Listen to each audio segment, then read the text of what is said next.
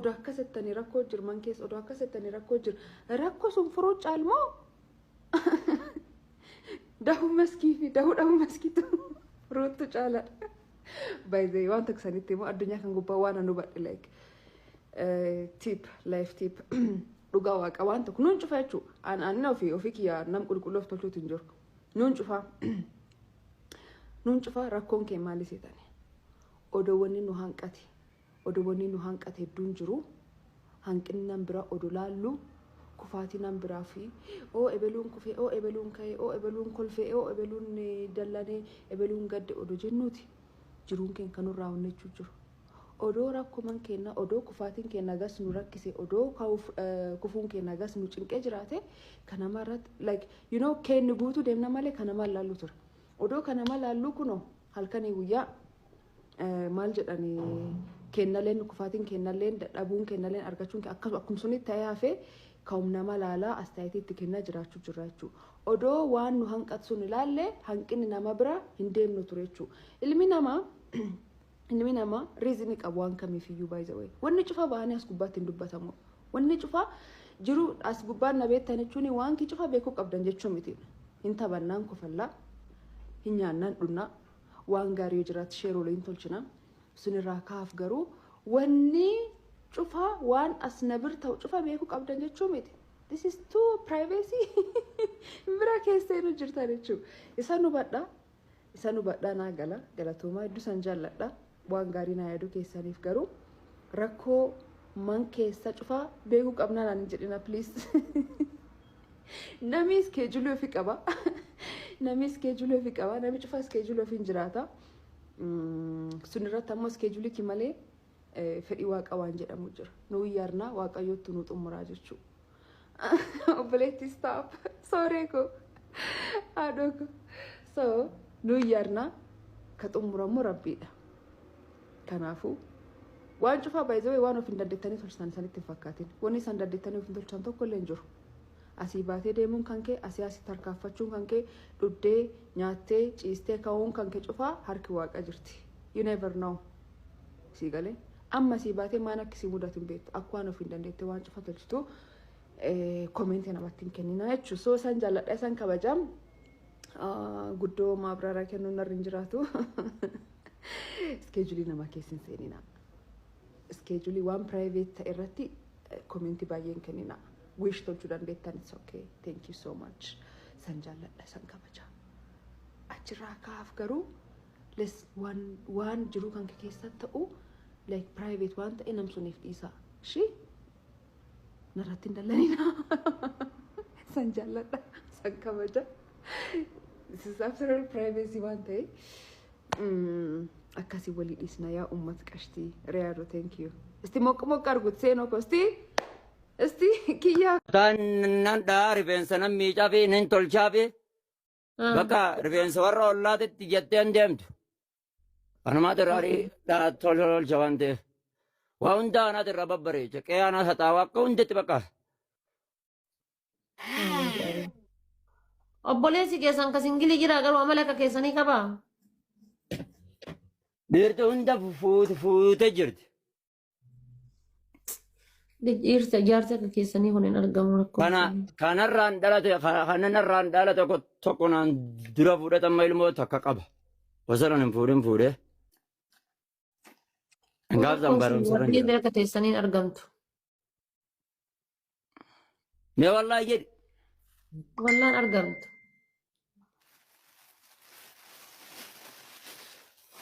Hoggaa jettu. Way miira keessa galtee jirta bayi miira keessa billa aleeka. Billa aleeka funyaanuma kiyya kana laalteetu akkanatti miira keessa galaa jirta adde.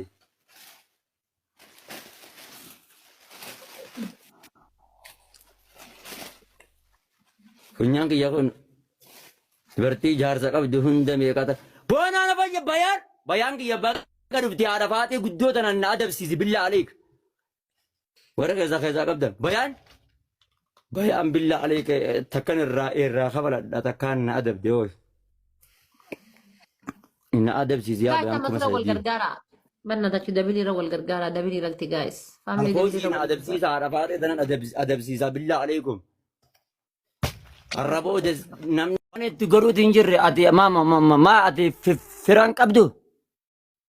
Telegiraamaan dubbisa telegiraamaa fi wasaappii. Yoo firri telegiraamii fi waatsaappiin hin qabaanne No, ansi jamar faadarii maazarii qofan dubbisa isaan ammoo telegiraama qaban. Nama biraan dubbisu.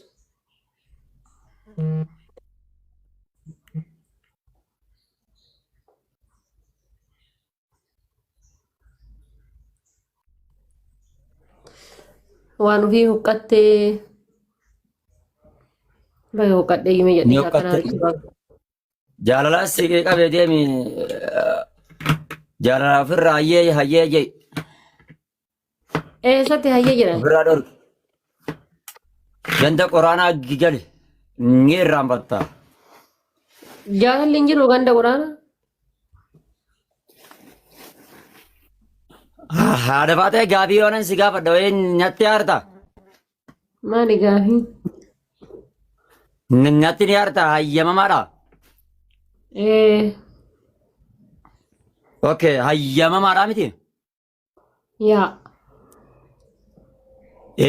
Beektaa wanti hundinuun hiriyaan harka rabbii jirti. tabtaa godha faamilii yalla hundi keessanuun Hisi uummanni taaptaabii inni godhan naas dhiisi uummata hogganu haasa inni teessanii laaleen haadhati. Itti fufaa ishiinis lubbumaaf tanaaf taaptaaf jeetti. Anuu yeroo naasa'u isin harkaan hin deemtan. Akkana alaa billaa aleekaa hojishaa kunoo dhufee jirti laal kunoo laala eenyummas roozittiitiyya muuzittitiyya muuziidhaan maqaa baafadhee muuza immoo itti beeyta yeroo hunda hogga nyaadhamtu laa. Bismillah rahman rahim. Muuzitti haadha faatee tanan toobachiisaatiti. Adabbiin tiyya adabbii toobaatiti.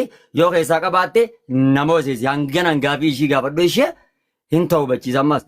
Suuraa ishiin gartee tiktook irratti dannastee muuziqaa ittiin taphattu hunda ishiidhaaf formaat dileet goosisiisa. Akkas obboleetti jeeqaare. Hayyaa haadha faatee hireen beektaa harka rabbii jirti. Qooda rabbiiti.